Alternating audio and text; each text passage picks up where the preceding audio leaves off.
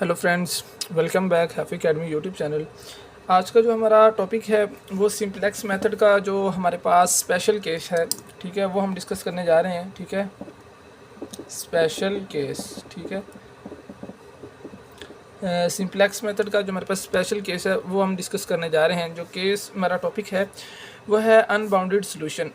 अब ये जो हमारे पास अनबाउंडेड सॉल्यूशन है ये किस तरह से सॉल्व होगा और इसको किस तरह से सॉल्व आउट करना है, और ये इसकी जो आगे हमें किस तरह से पता चलेगा कि हमारा सॉल्यूशन जो है वो अनबाउंडेड है या नहीं।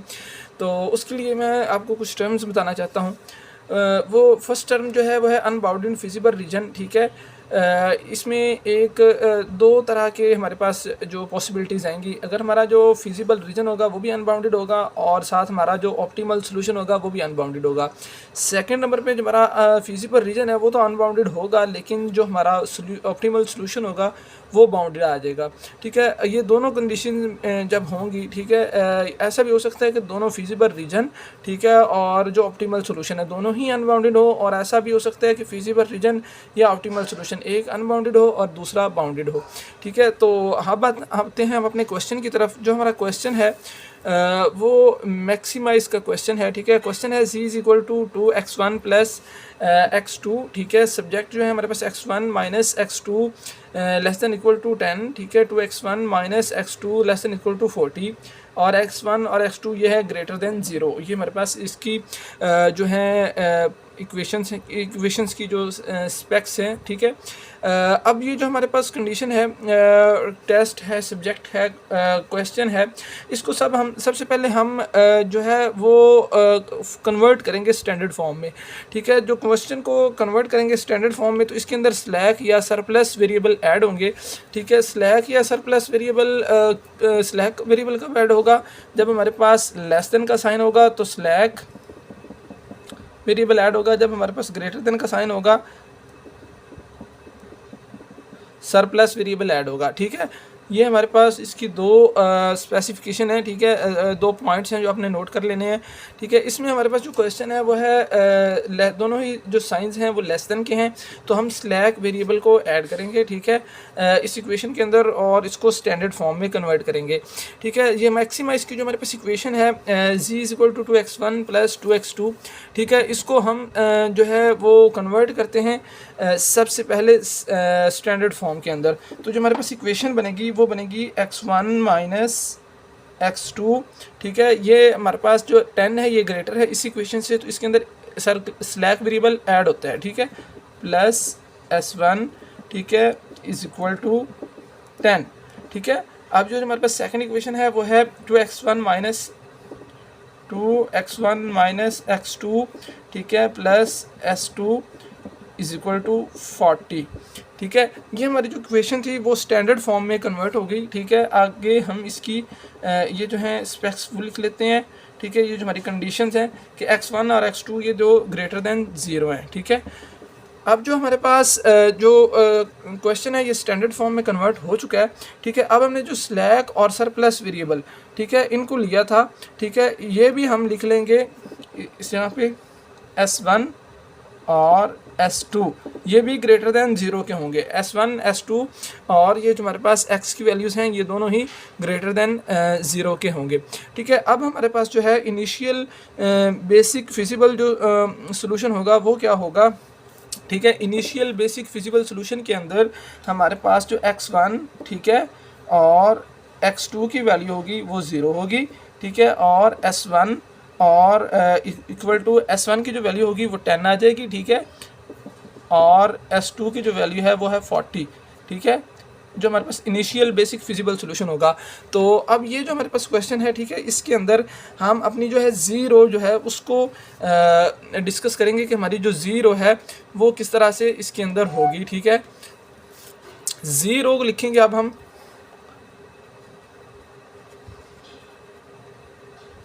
ज़ीरो जो है हमारे पास ज़ीरो अब हमारे पास जो होगी वो कुछ इस तरह से बनेगी। ये जो हमारे पास z is equal to 2x1 है ये हमारे पास चेंज होकर दूसरी साइड पे चला जाएगा, z माइनस 2x1 और प्लस का x2 ये हमारे पास माइनस x2 आ जाएगा, ठीक है। और इसके साथ हमारे पास दो वेरिएबल्स और ऐड होंगे, ठीक है, प्लस 0s1 प्लस 0s2, ठीक है। ये जो हमने यहाँ पे स्लैक और सरप्लस वेरिएबल ऐड किए हैं ये वो हैं, ठीक है। ये भी इस तरह जाके माइनस क्यों हो जाएंगे, -0s1 -0s2, ठीक है। अब ये जो हमारे पास पूरी वैल्यू होगी वो 0 के इक्वल हो जाएगी, ठीक है। ये हमारी न्यू ज़ीरो बनी, ठीक है, जिसके अकॉर्डिंग हमने अपनी जो आइट्रेशन करनी है और अपना जो टेबल बनाना है। तो इसके बाद हम आते हैं अपने नेक्स्ट, जो हमारे पास आइट्रेशन बनेगी वो किस तरह से होगी और उसको हम किस तरह से सॉल्व आउट करेंगे, ठीक है। सबसे पहले हमने जो अभी ज़ीरो बनाई है उसको हम एज इट इज़ लिखेंगे -2, ठीक है, और उसके बाद -1, ठीक है, और उसके बाद s1 की वैल्यू 0, s2 की वैल्यू 0 और इसका जो सोल्यूशन था वो भी 0, ठीक है। अब हम जो हमारे पास पीछे वैल्यूज़ थी s1 की और s2 की, उनको हम डिस्कस करेंगे, s1 और s2, ठीक है। s1 और s2 की जो हमारे पास वैल्यूज़ हैं, ठीक है, ये जो हमारे पास यहाँ पे हमने लिखी, ठीक है। s1 की जो वैल्यू है वो 1 और उसके बाद x2 की जो वैल्यू है वो है -1 और s1 की वैल्यू 1 है और s2 की वैल्यू 0 है यहाँ पे, और ये इक्वल है, इनका जो सोल्यूशन है वो 10 है। तो हम वो लिखेंगे सबसे पहले,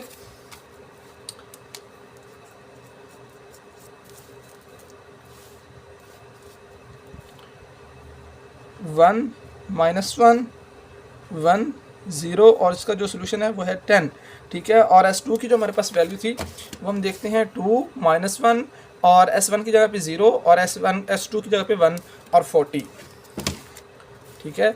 इसकी जो वैल्यू है वो भी हम लिख लेंगे 2 -1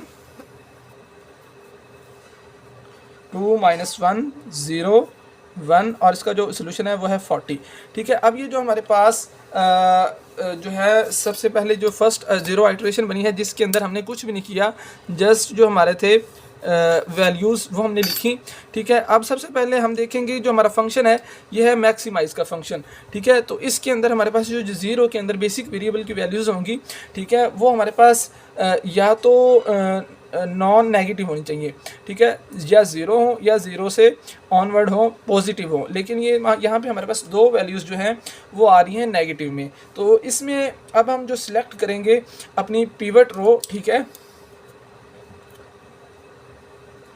पिवट रो, ठीक है, इसको पिवट रो या पिवट कॉलम की रो बोलते हैं। तो वो होगी लार्जेस्ट नेगेटिव नंबर, ठीक है, लार्जेस्ट नेगेटिव नंबर। जो हमारे पास लार्जेस्ट नेगेटिव नंबर होगा, जो हमारे पास लार्जेस्ट नेगेटिव नंबर है वो इस वक्त है हमारे पास -2, ठीक है।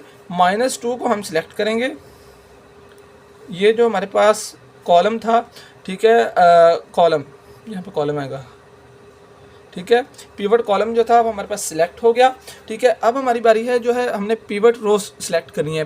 तो पिवट रो किस तरह से सिलेक्ट होगी, ये जो हमारे पास सॉल्यूशंस हैं, ठीक है, इसको हम डिवाइड करेंगे हमारा जो पिवट कॉलम है उससे। तो 0 को डिवाइड करेंगे -2 से, तो हमारे पास आंसर जो है वो 0 आएगा, ठीक है। 10 को डिवाइड करेंगे 1 से, 10 डिवाइडेड बाई 1 ये इक्वल टू 10 आएगा, ठीक है। और 40 को डिवाइड करेंगे 2 से, 40 डिवाइडेड बाई 2 ये हमारे पास 20 आएगा।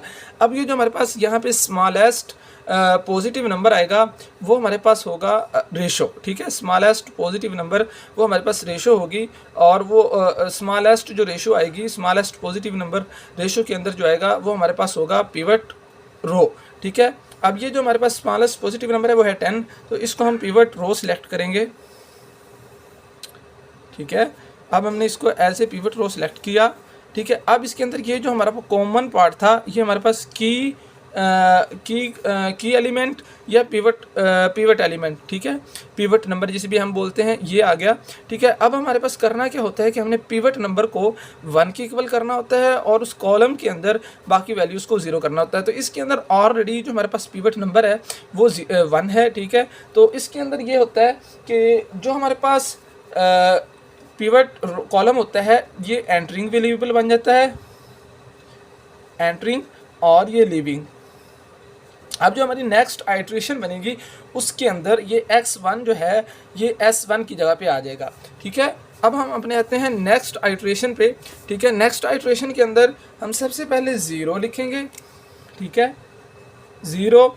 और उसके बाद ये जो हमारी आइट्रेशन थी, ये फर्स्ट 0 आइट्रेशन, उसके अंदर जो हमने देखा जो हमारा पिवट कॉलम था उसको हम जो है लिविंग वेरिएबल की जगह पे लिखेंगे, तो हमारे पास आएगा x1, ठीक है, और नीचे आएगा s2, ठीक है। अब हम 0 की वैल्यू जो थी, अब हम सबसे पहले जो हमने ये जो हमारे पास रो थी, ठीक है, पिवट रो, ठीक है, उसको हम फर्स्ट आइट्रेशन में लिखेंगे इस पिवट रो को, ठीक है। और उसको इस लिखने से पहले हमने इसको 1 बनाना होता है, ठीक है। ये ऑलरेडी 1 है तो हम इसको एज इट इज़ ही लिखेंगे, ठीक है, एज इट इज़ लिखेंगे। तो ये आएगी 1 -1 1 0 और इसका सोल्यूशन आएगा 10, ठीक है। ये एज इट इज़ आई। उसके बाद जब नेक्स्ट है वो ये है कि हमने इस तरह के कॉलम और रो कॉलम ऑपरेशन अप्लाई करने हैं कि ये जो हमारे पास इसी कॉलम में पिवट नंबर के ऊपर और नीचे जो वैल्यूज़ होंगी उनको हमने 0 0 करना है। तो उसके लिए जो हमारा फर्स्ट होगा सबसे पहला ऑपरेशन वो होगा, हम जो है पिवट, हमारे पास पिवट नंबर है x1, ठीक है, x1 को मल्टीप्लाई कर देंगे 2 से, ठीक है। मल्टीप्लाई जब 2 से करेंगे देन उसको ऐड कर देंगे 0 के अंदर, ठीक है। मल्टीप्लाई कर देंगे x1 को 2 से और उसको ऐड कर देंगे 0 के अंदर। अब x1 की जो हमारे पास वैल्यू थी उसको हमने 2 से मल्टीप्लाई किया तो हमारे पास ये वैल्यू आ गई, ठीक है। x1 की ये हमारे पास वैल्यू है, इसको हमने 2 से मल्टीप्लाई किया तो हमारे पास ये वैल्यू आई, ठीक है। उसके बाद हमने उसको ऐड कर दिया 0 के अंदर। अब ये हमने 0 के अंदर ऐड किया तो हमारे पास ये जो ऑपरेशंस थे वो 0 -3 2 और 0 और 20 आ गया, ठीक है। अब हम जो है अपना नेक्स्ट ये जो हमारे पास ऑपरेशन है, ठीक है, ये आप यहाँ से लिख सकते हैं, ठीक है। हमने जो ऑपरेशन अप्लाई करने हैं ये आपके सामने है, ठीक है।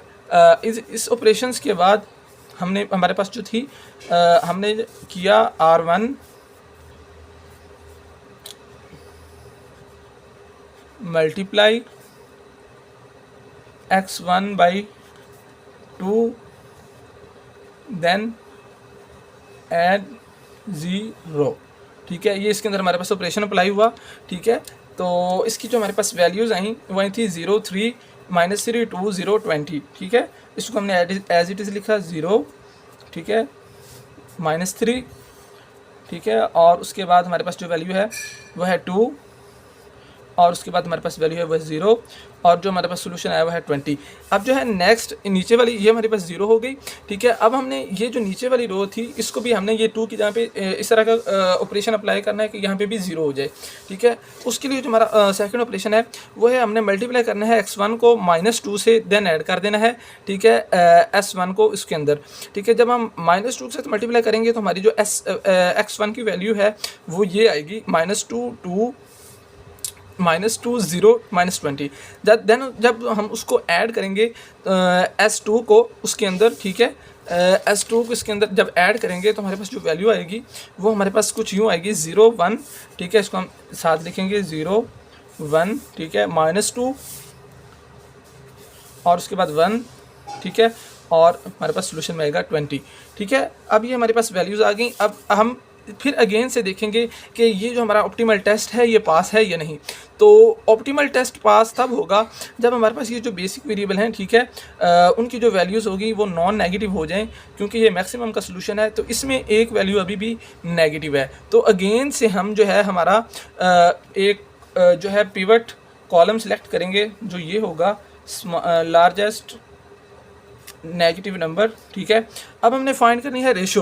तो रेशो के लिए हम जो है हमारे पास डिवाइड करते हैं सॉल्यूशन को पिवट कॉलम से। तो इसकी हम डिवीजन करते हैं 20 को -3 से डिवाइड करेंगे तो ये हमारे पास आएगा -6.3 और उसके बाद 10 को -1 से डिवाइड करेंगे तो हमारे पास वैल्यू आएगी -10, ठीक है। और उसके बाद हम 20 को डिवाइड करेंगे हमारे पास वैल्यू होगी 20, ठीक है। 20 को 1 से डिवाइड करेंगे। अब हमारे पास जो पॉजिटिव नंबर है, largest positive number, smallest positive number वो है 20, बाकी जो हैं वो नेगेटिव नंबर्स हैं। तो अगेन हम जो है इसको, ठीक है, as a pivot row select करेंगे, ठीक है, और एक नेक्स्ट आइट्रेशन बनाएंगे।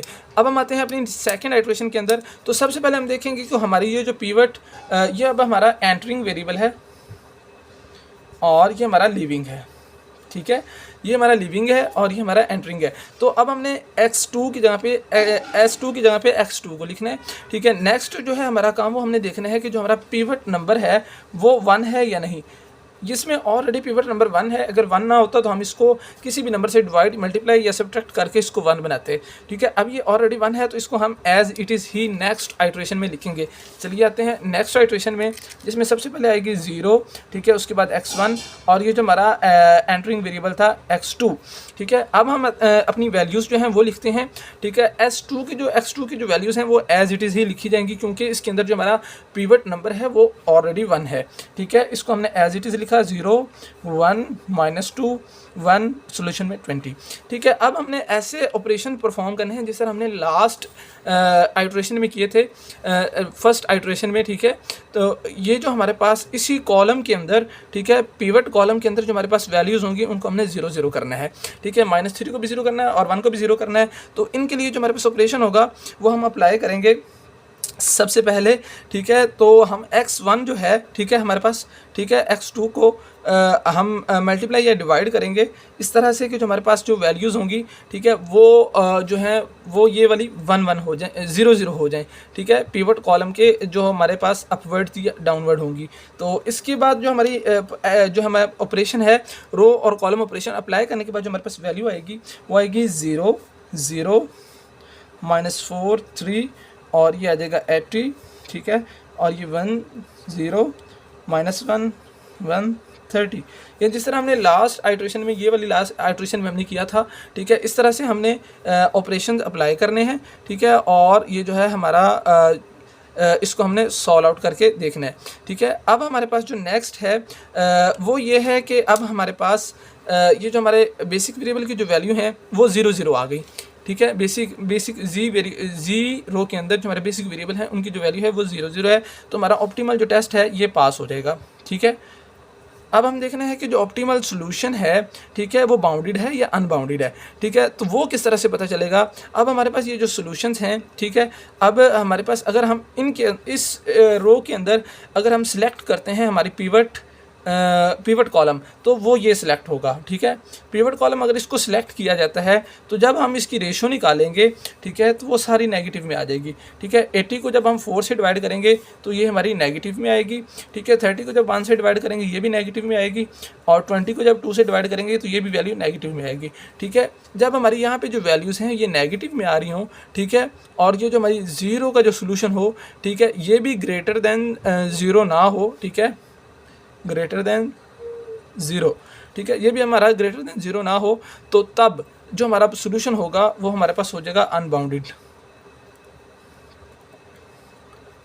ठीक है, इसको आप अगेन समझ लें। ठीक है, जब हमारी ये ऑप्टिमल टेस्ट पास हो गया, अब हमारे पास जो लार्जेस्ट पॉजिटिव नेगेटिव नंबर होगा उसको हमने अगर सिलेक्ट करते हैं, ठीक है, एज ए पिवट कॉलम। ठीक है, जब हम उसकी रेशो निकालने के लिए, ठीक है, जब हम देखेंगे तो जब जैसे ही हम रेशो निकालेंगे तो जो हमारे पास रेशो आएगी वो सारे नेगेटिव नंबर आएंगे। ठीक है, 80 को हम -4 से डिवाइड करते हैं तो हमारे पास जो वैल्यू आएगी वो भी नेगेटिव आएगी। ठीक है, 30 को डिवाइड करते हैं तो -30 आएगा, 20 को 2 से डिवाइड करते हैं तो -10 आएगा। ठीक है, और 80 को डिवाइड करते हैं तो -20 आएगा। ठीक है,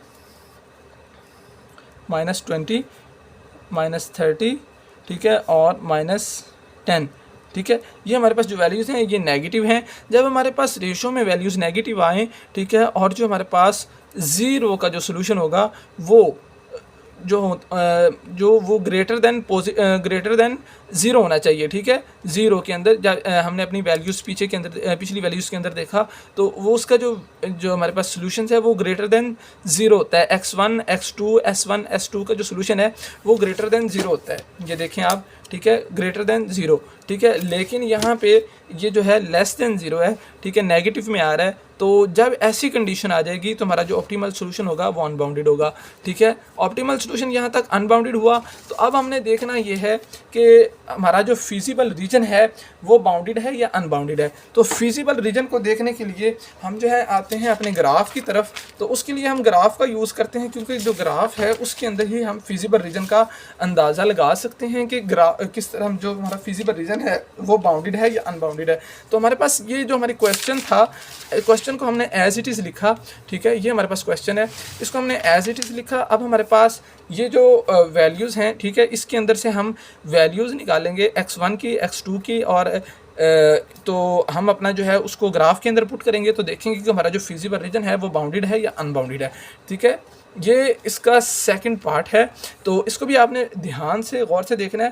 तो सबसे पहले हम इस इक्वेशन को, इक्वेशन 1 को चूज़ करते हैं, ठीक है। तो हम x1 की, x2 की जो वैल्यू है वो 0 रखते हैं, ठीक है, x2 इज इक्वल टू 0, ठीक है। अब हमारे पास x1 की जो वैल्यू आएगी वो 10 आएगी, ठीक है, x1 की वैल्यू 10 आ जाएगी, ठीक है। अगेन हमने क्या किया, हमने x1 को 0 के ऊपर रखा, x1 इक्वल टू 0, ठीक है। हमारे पास अब ये जो है x2 की जो वैल्यू आएगी, x2 ये जो है नेगेटिव आके यहाँ पे दूसरी तरफ आ जाएगा, तो हमारे पास x2 की जो वैल्यू आएगी वो आएगी -10, ठीक है। अब अगेन इस इक्वेशंस के जो हमने निकाल लिए, ठीक है, x1 और x2 की वैल्यू, ठीक है।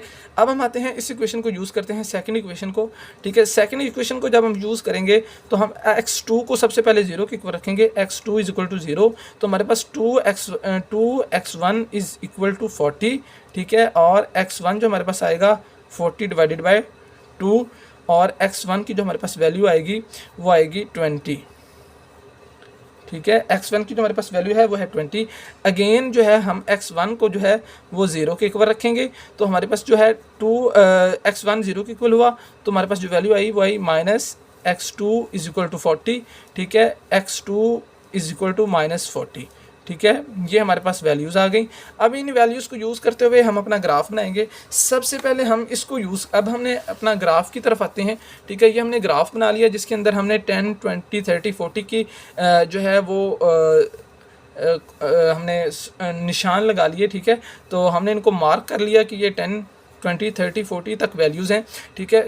हमने जो हमारी मैक्सिमम वैल्यू है वो 40 तक, इस वजह से हमने 40 तक का ग्राफ बनाया, ठीक है। अब जो हमारे पास फर्स्ट वैल्यू है, ठीक है, वो है x1 10 है और x2 -10 है, ठीक है। तो अब हम सबसे पहले ग्राफ को देखेंगे कि ग्राफ की जो है ये x1 है, ये x2 है, तो इसके ऑपोजिट साइड पे -x1 होगा और x2 के ऑपोजिट साइड पे -x2 होगा। तो सबसे पहले जो हमारी वैल्यूज़ थी उसके अंदर हमारा जो x1 था वो 10 था, ठीक है, हमने इसको डॉट किया, ठीक है। उसके बाद जो हमारे पास x2 की वैल्यू है, ठीक है, वो है -10, ठीक है। अगर x2 की वैल्यू पॉजिटिव होती तो अपवर्ड होती, अब x2 की वैल्यू जो है वो है नेगेटिव में, तो है वो -10, ठीक है। अब हमने इनको डॉट कर लिया। अब हम जो है स्केल की मदद से यहाँ पे जो है वो एक लाइन ड्रॉ कर लेंगे, ठीक है। ये हमने लाइन ड्रॉ कर ली, ठीक है। अब हम आते हैं नेक्स्ट जो हमारे पास इक्वेशंस हैं वो देखते हैं। x1 की जो वैल्यू है वो हमारे पास 20, ठीक है, 20 पे हमने डॉट लगाया, ये 20 पे डॉट लगा लिया, ठीक है। और उसके बाद हमारे पास जो है वैल्यू x2 की वो है -40, तो -40 पे हमने डॉट लगाया। अब हम स्केल की मदद से, ठीक है, इसको भी ड्रॉ कर लेंगे।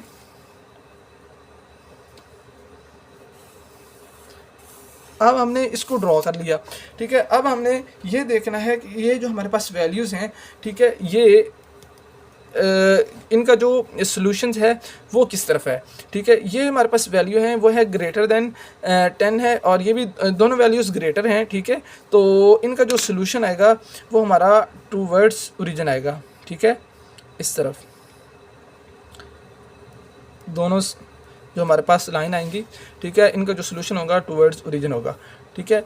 अब ये जो हमारे पास लाइन है, ठीक है, और ये दोनों लाइंस, इनका जो सॉल्यूशंस है वो कॉमन एरिया जो बनेगा, बेसिक फिजिबल सॉल्यूशन बनेगा, ठीक है। बेसिक जो इनका फिजिबल सॉल्यूशन बनेगा वो सॉल्यूशन जो आएगा इनका वो ये आएगा x2 की तरफ, ठीक है। ये अब हमारा जो एरिया होगा ये शेडेड एरिया होगा, ठीक है। ये हमारा इसका फिजिबल रीजन है। ठीक है, अब हम देखें कि ये जो हमारा फिजिबल रीजन है ये बाउंडेड नहीं है। ये यहाँ से अपवर्ड जहाँ तक हम ये जो हमारी लाइन है, ये जहाँ तक हम इसको ड्रॉ करते जाएंगे, ये जो हमारा रीजन होगा ये बाउंड नहीं हो रहा। मतलब ये जिस तरह से ये रीजन है ये बाउंड है इन 3 सर्कल्स के अंदर, लेकिन ये जो अब हमारा रीजन बना है फिजिबल रीजन, ये हमारा बाउंडेड नहीं है। तो इसके मतलब जो क्वेश्चन बनेगा, ठीक है, आंसर होगा वो भी हम लिख लेंगे अनबाउंडेड। ठीक है, अभी इसका जो हमारा फिजिबल रीजन है वो है अनबाउंडेड। ठीक है, ये इस तरह से भी हो सकता है कि हमारा जो है फिजिबल रीजन, ठीक है, और फिजिबल ऑप्टिमल सोल्यूशन, ये दोनों जो हैं वो बाउंडेड भी हों, और ऐसा भी हो सकता है क्वेश्चन के अंदर कि दोनों एक बाउंडेड हो और एक अनबाउंडेड हो। ठीक है, अगर आपको क्वेश्चन में किसी किस्म की कोई किसी किस्म की ना समझ आई हो तो आप कमेंट बॉक्स में पूछ सकते हैं। ठीक है, या किसी भी किस्म का आपको हेल्प की ज़रूरत हो तो आप कमेंट बॉक्स में पूछें। अगर आपको वीडियो अच्छी लगे तो वीडियो को लाइक करें, अपने दोस्तों के साथ शेयर करें और चैनल को ज़रूर सब्सक्राइब करें। Thank you.